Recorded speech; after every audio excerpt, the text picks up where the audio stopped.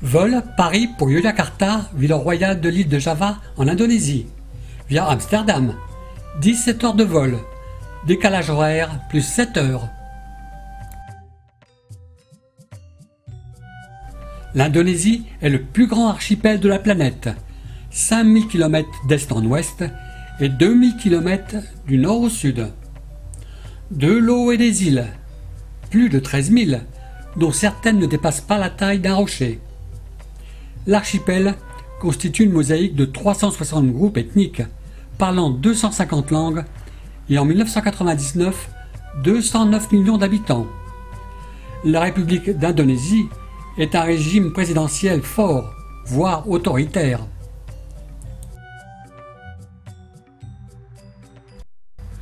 Nous découvrirons les plus beaux sites de l'île de Java, dont la superficie est égale à la Grande-Bretagne. Le pays Toraja dans l'île de Sulawesi et l'île de Bali.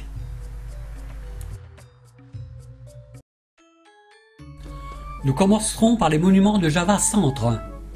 Pour les Javanais, les temples funéraires en pierre sont la preuve matérielle du talent artistique de leurs ancêtres. Ici, le temple de Borobudur.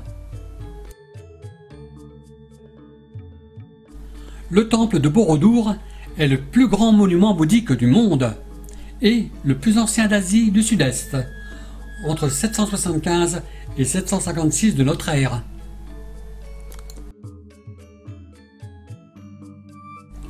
En l'an 950, Borobudur, comme tous les autres sites du centre de Java, fut mystérieusement abandonné.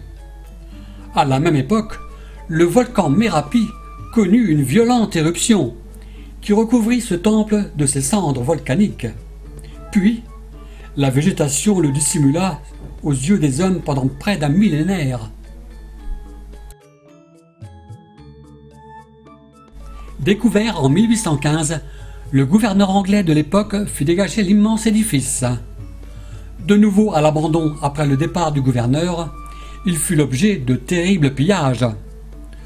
2 guerres mondiales, puis la guerre d'indépendance empêcha les travaux de restauration. Finalement, c'est en 1973 que le sauvetage démarra avec l'aide et les fonds de l'UNESCO. Cette entreprise titanesque mobilisa 700 hommes pendant 10 ans. Au centre d'une plaine, le temple de Prambanan, ensemble de monuments considéré comme l'un des fleurons de Java Centre. Construit au milieu du IXe siècle, le temple de Prambanan, comme celui de Borobudur, fut délaissé quelques années après son achèvement. Les travaux de restauration, entamés dans les années 30, ont pris fin en 1990 pour les 3 bâtiments principaux et centraux. Non loin de ces temples, le volcan Merapi culmine à 2911 mètres. Sa dernière éruption en 1994 a tué 70 personnes. Son ascension est interdite. Balade alors dans les environs. Un porteur d'eau nous accompagne toute la matinée et nous propose ses services. Dans la montagne, une vieille dame transporte du bois.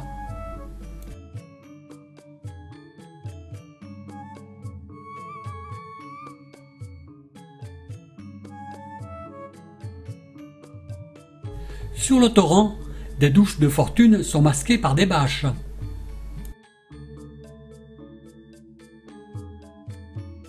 Nous voici à Yogyakarta, la capitale culturelle de Java.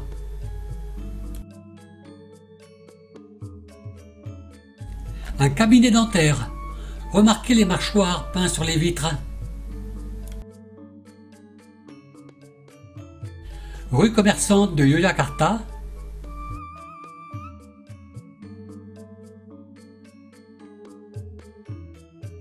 Un marchand ambulant.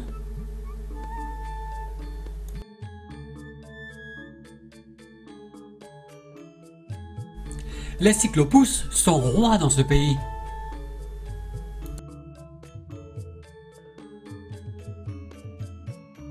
Dans la montagne, Transport des récoltes à l'aide de 2 paniers tenus par une palanche.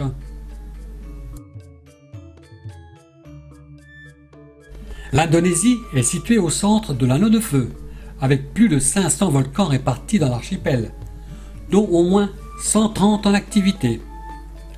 La plupart des Indonésiens vivent toute leur existence à proximité de volcans en activité, profitant du sol volcanique fertile qui produit plusieurs récoltes par an.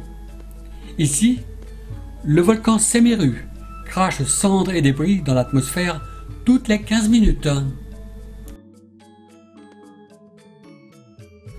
Ascension du volcan Bromo à 2329 mètres, que l'on peut également atteindre à dos de mule.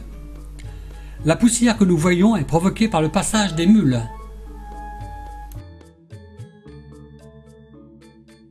Crête du volcan Bromo.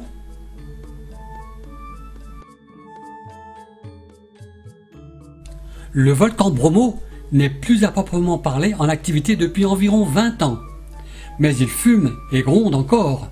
Impressionnant. Vue du Bromo, paysage lunaire.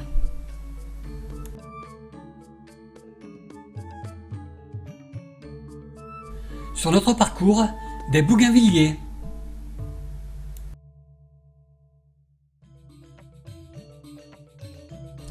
Récolte du tabac.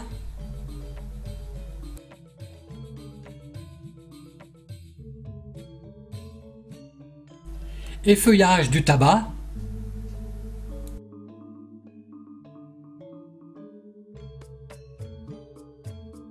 Départ pour l'ascension du Kawejen, le cratère vert qui culmine à 2400 mètres. Ce cratère, en repos pour l'instant, est le principal centre d'exploitation du soufre de toute l'Indonésie. Rencontre d'un porteur de soufre.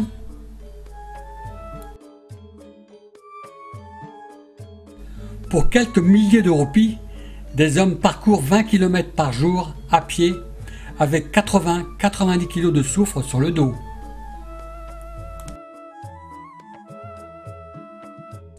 Au fond du cratère, un lac acide.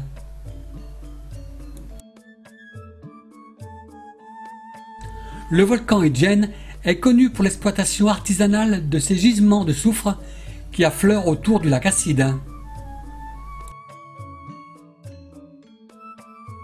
L'odeur dégagée par le soufre, même avec un foulard sur le nez, est intenable pour nous autres Européens. Toujours le lac acide. Le soufre est acheminé avec difficulté jusqu'au premier village.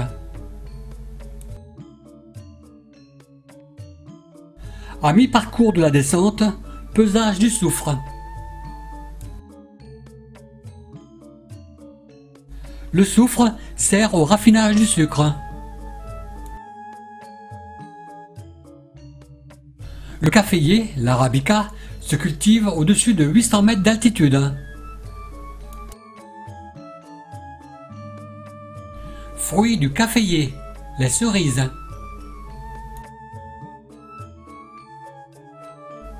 Les cerises sont mises en tas.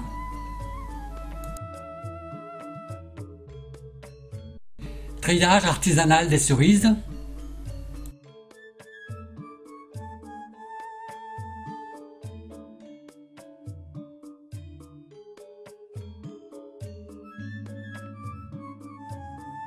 Rizière de Java, principale production agricole du pays. Repiquage du riz, fait essentiellement par les femmes.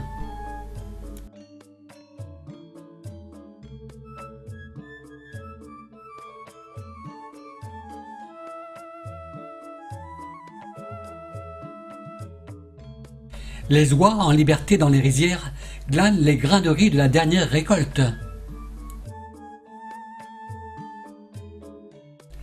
Traversée en bateau pour l'île de Bali. Sur l'île de Bali, plantation de cacaoyers. La cabosse, fruit du cacaoyer d'où on extrait les fèves, afin de faire le cacao. Rizière en terrasse.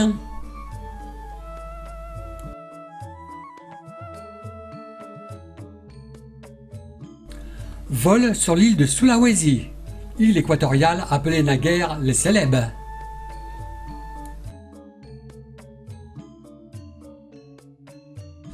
Habitation sur l'île de Sulawesi.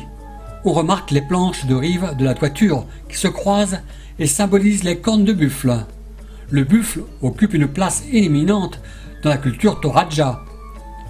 Les Toraja, une minorité chrétienne dans un monde musulman. Bateau en construction.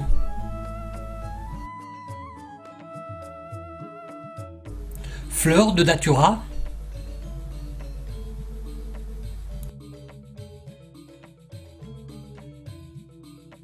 Marcher dans un village.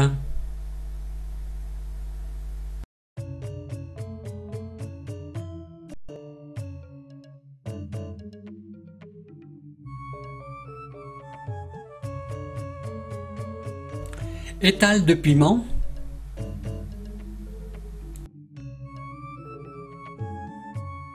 Commerce de toutes sortes.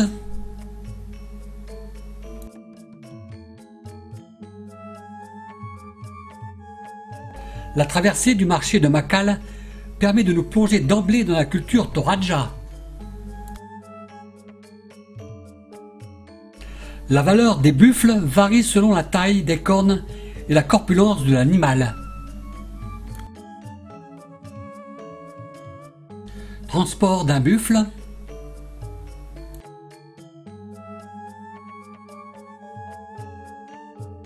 Transport d'un porc.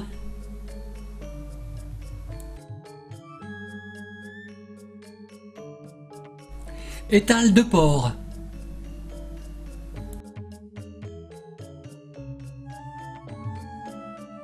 Un coiffeur sur le marché.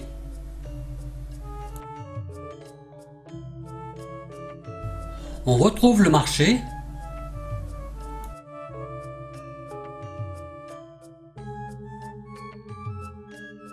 Avec un anneau d'osier dans les naseaux, le buffle est conduit à la longe.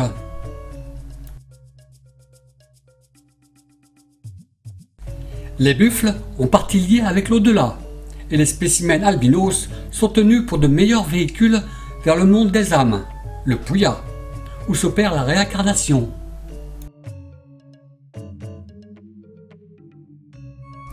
Lieu de culte des Toraja.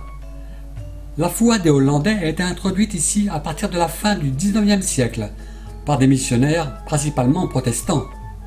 Mais ni le pasteur, ni le colon néerlandais, ni le pouvoir central indonésien ne sont parvenus à modifier notablement la culture locale.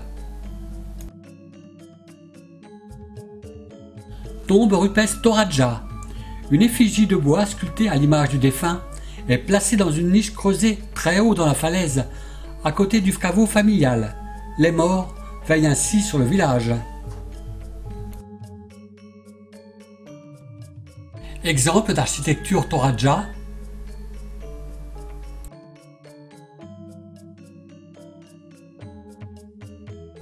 Ici, un grenier à riz.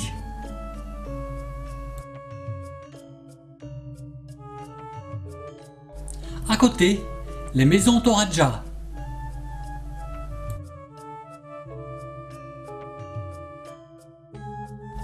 Dans l'attente d'une cérémonie funéraire où nous sommes invités.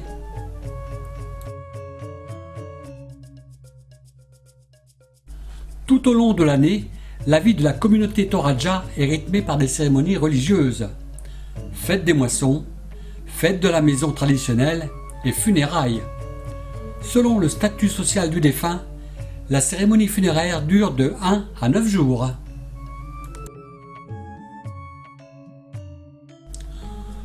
Tout hôte et convives se doivent d'échanger cadeaux et offrandes. Toujours bien accueillis, les touristes remettent vivres, argent ou cigarettes. Un catafalque reproduisant la maison Toraja traditionnelle est érigée sur l'aire funéraire où le cercueil du défunt est déposé. Au fond, un rosier du Bengale. Les funérailles chez les Toraja sont un mélange de tristesse et de joie intense qu'ils cherchent parfois à partager avec d'autres. La famille du défunt héberge des dizaines et des dizaines d'invités, logés dans des pavillons en bambou construits exprès pour l'événement. Ces obligations représentent déjà d'importantes dépenses, mais pour la famille organisatrice, les frais sont lourdement augmentés par le sacrifice des buffles. Les buffles sont l'intermédiaire entre les vivants et les morts qui, on croit les Toraja, précédaient l'homme sur la terre. Avant cette mise à mort, le premier jour, on fait s'affronter en de spectaculaires combats, front contre front, ces nobles animaux. Ils n'en finiront pas moins immolés d'un coup de sabre, et le plus souvent, en grand nombre. Le sang et la viande seront ensuite cuisinés et servis aux invités. Les hommes portent sur leurs épaules de forts bambous, entre lesquels pendent des cochons, qui crient à chaque mouvement. Il faut en effet une quantité énorme de nourriture pour rassasier plusieurs centaines de personnes. La famille en procession.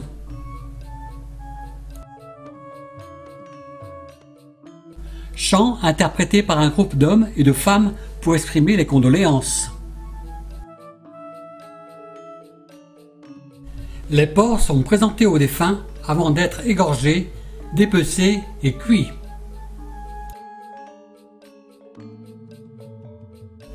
Maison construite spécialement pour recevoir la famille du défunt.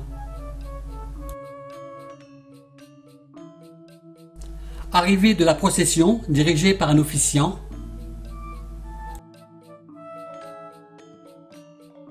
Fin de la procession. Les gens de service apportent le thé.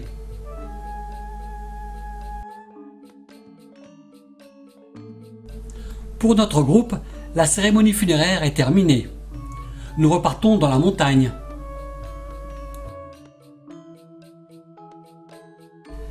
Traversée du village Toraja.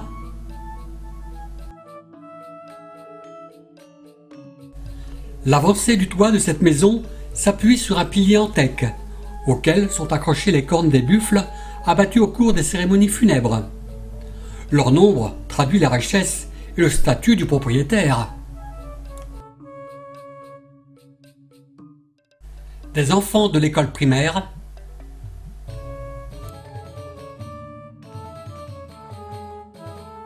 Paysage Toraja.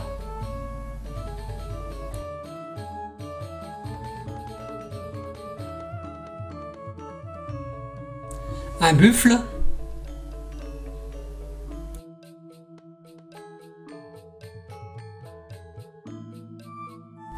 Un buffle prenant son bain.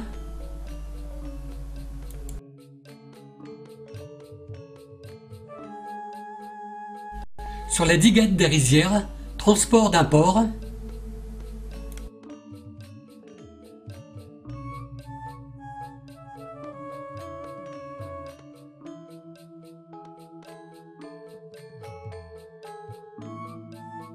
Nous suivons le sentier à travers les rizières.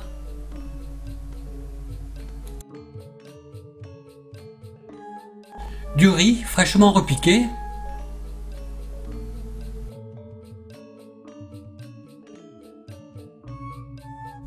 Nous nous regroupons sur la route.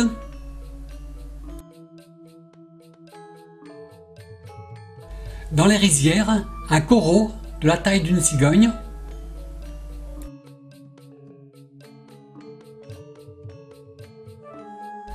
Un bassin de pisciculture dans les rizières.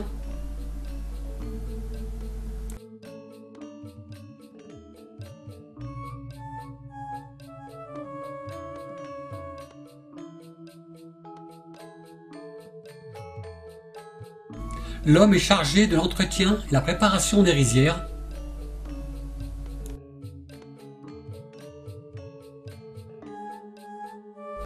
un village Toraja.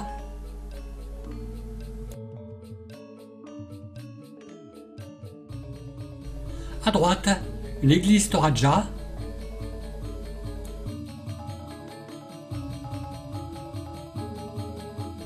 Rencontre d'enfants.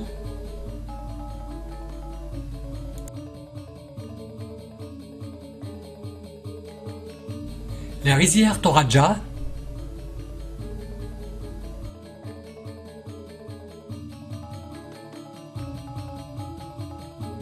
Sur ces planches, séchage de la viande.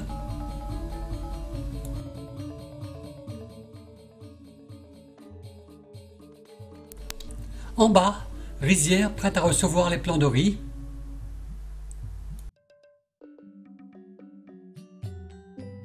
À gauche, bassin de poissons au milieu de la rizière.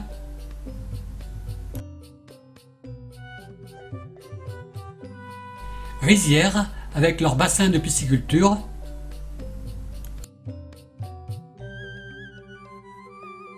Création d'une rizière.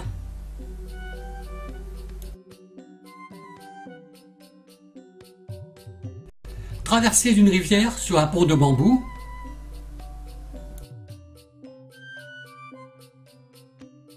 Travail à la préparation des rizières.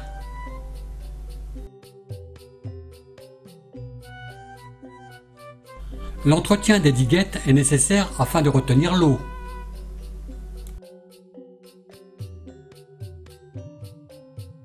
Le repiquage des plants de riz, le plus souvent effectué par les femmes, est très pénible.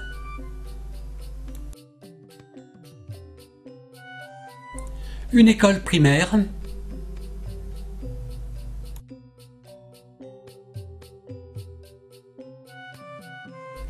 Écolière du secondaire.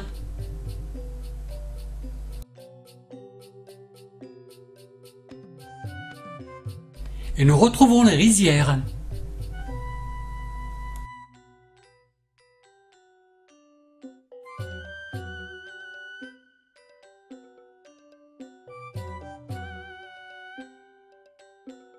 Passage d'un pont de bambou.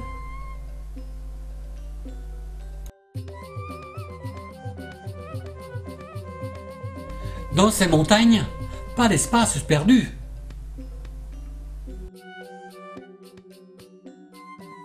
Une rizière fraîchement repiquée.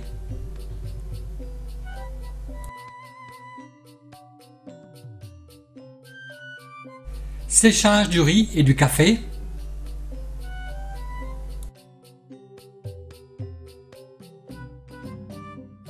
Pilonnage du riz pour en extraire le grain.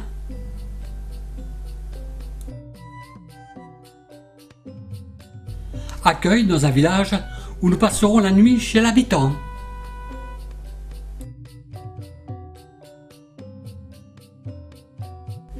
Transport d'un porc pour fêter l'achèvement d'une maison où il sera sacrifié.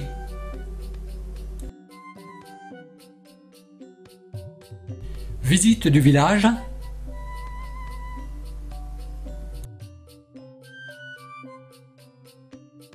Les écoliers du village nous suivent quelque temps.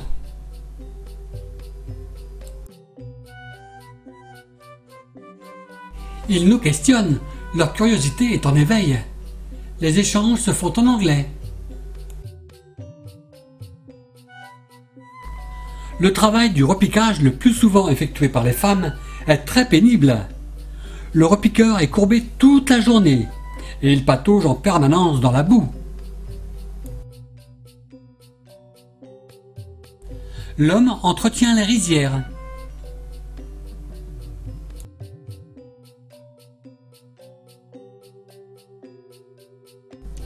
Les villages Toraja de l'île de Sulawesi se composent d'un ensemble de maisons alignées, montées sur pilotis afin d'être à l'abri de l'humidité. Les toitures sont relevées aux deux extrémités.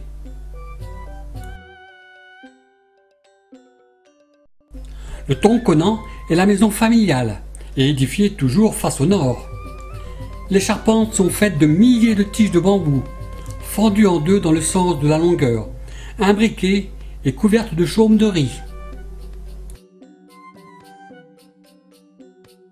L'avancée du toit s'appuie sur un pilier en teck, auquel sont accrochées les cornes des buffles sacrifiés au cours des cérémonies funèbres.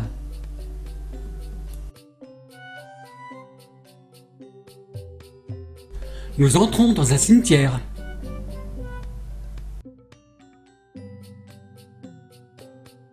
Les enfants décédés qui n'ont pas de dents, les nouveau-nés, seront placés dans des troncs d'arbres pour que la nature les aide à grandir. Une feuille de palmier est placée à l'entrée de l'orifice et l'arbre se cicatrise. Une tombe en construction dans la roche.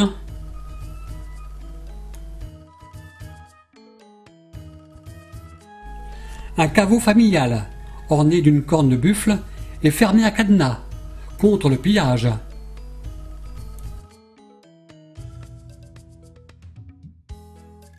Un marché Toraja.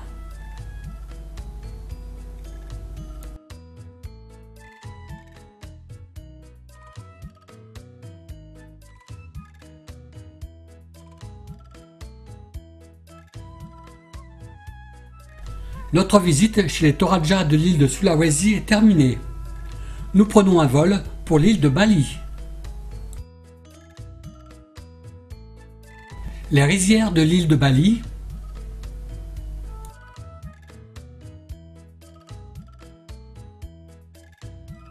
Une fleur d'hibiscus.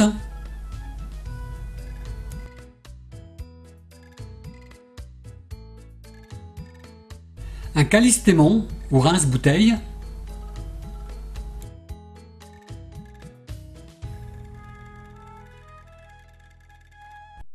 Un strelitzia, oiseau de paradis.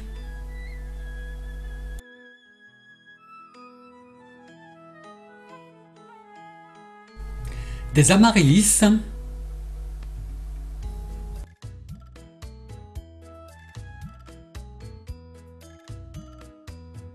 Toujours des amaryllis.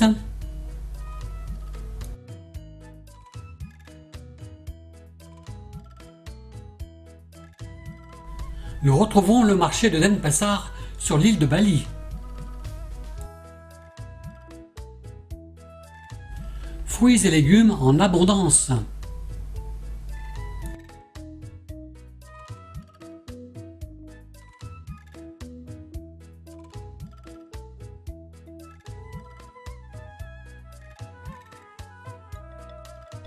Les balinaises sont éduquées très jeunes pour garder l'équilibre en marchant. Elles doivent porter également d'innombrables pyramides de fleurs, de fruits ou de gâteaux.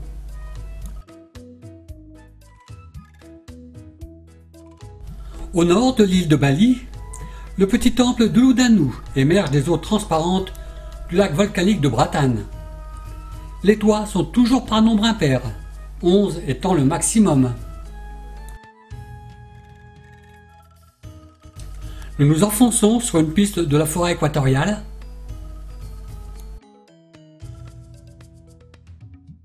Au fond, plantation de girofliers.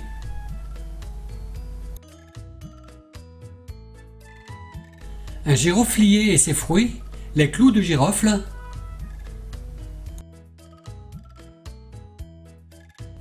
Les fruits du giroflier sont cueillis rouges.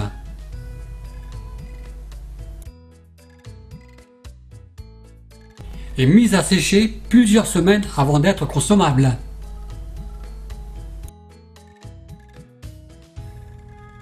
Paysage luxuriant. Au fond, un bougainvillier.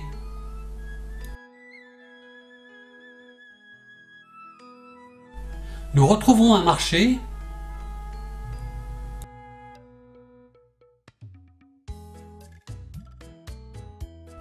D'innombrables fruits.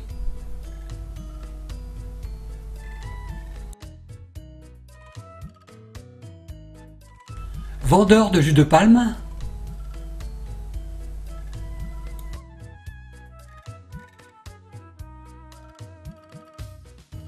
Jeune balinaise installant ses offrandes devant son restaurant pour que la journée soit bonne.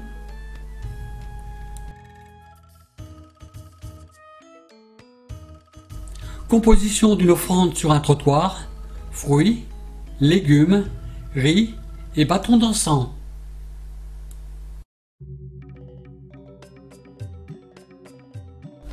Temple hindouiste. Pour la visite, nous devons revêtir sarong et coiffe.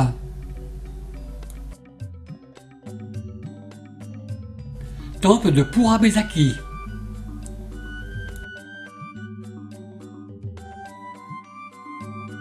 Nous entrons dans la demeure des dieux.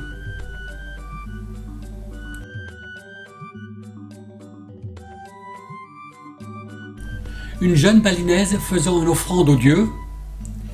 Les fleurs portées par la jeune fille ont une signification. Sur l'oreille droite, célibataire et disponible par la fleur derrière la tête. Sur l'oreille gauche, mariée.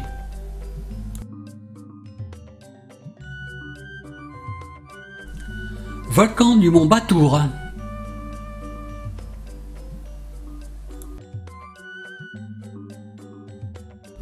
Au fond, le mont Batour à 1710 mètres d'altitude, dont nous ferons l'ascension. En bas, des cages d'osier renfermant des coqs pour le combat. Elles sont posées près des routes pour habituer les coqs au bruit.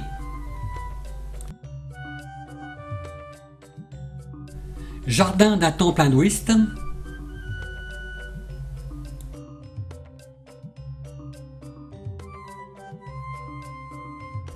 Entrée du temple où nous revêtons nos sarongs.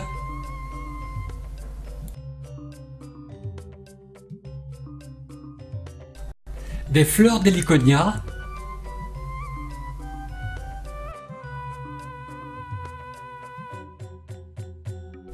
Parmi les palmiers, les terrasses de riz.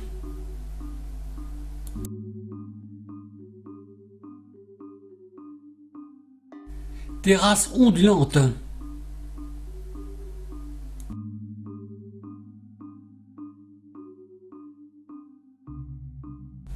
Nous allons assister à une crémation, cérémonie des plus surprenantes.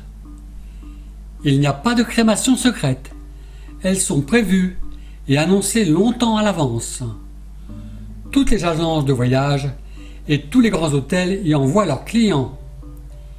Il y a parfois plus d'étrangers que de balinais.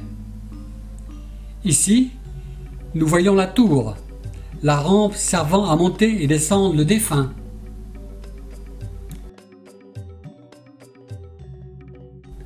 Lorsqu'un balinais meurt, son grand voyage commence. L'âme immortelle, enfin libérée de son enveloppe charnelle, peut renaître sous une nouvelle forme. Ici, les musiciens se préparent. La crémation doit avoir lieu 42 jours après le décès, pour que le cycle de la vie accomplisse sa boucle parfaite. En réalité, le temps nécessaire pour rassembler l'argent de cette très onéreuse cérémonie. Ici, des femmes portant les offrandes. Le corps sera brûlé dans un sarcophage qui a toujours la forme d'un animal.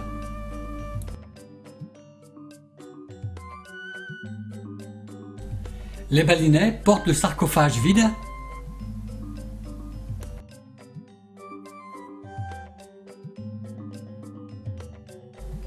Et le cortège se forme.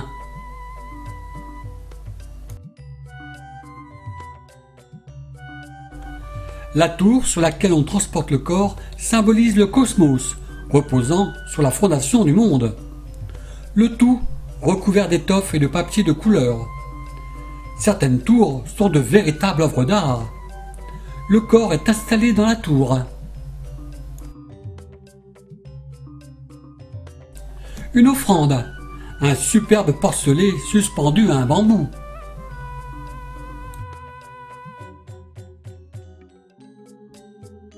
Une partie du cortège.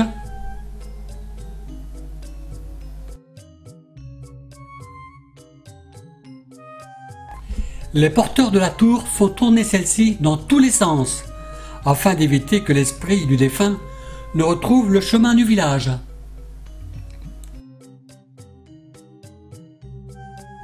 Le corps momifié du défunt quitte la tour par la rampe.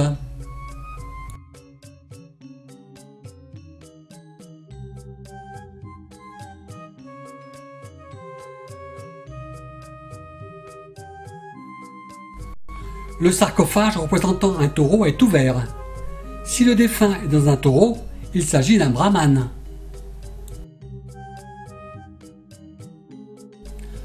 Le cortège en attente pour le départ des offrandes.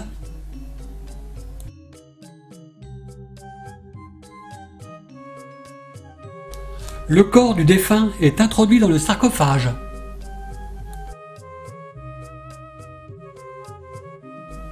Approche du bois des bananiers pour le bûcher.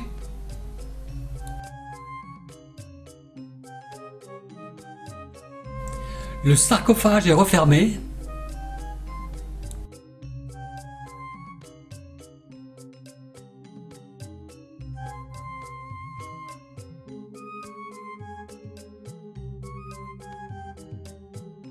Les touristes, même armés d'appareils photo, sont toujours les bienvenus dans une crémation.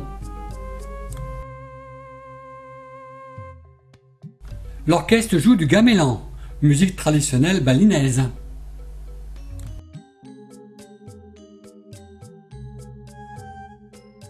Le feu est mis au bûcher.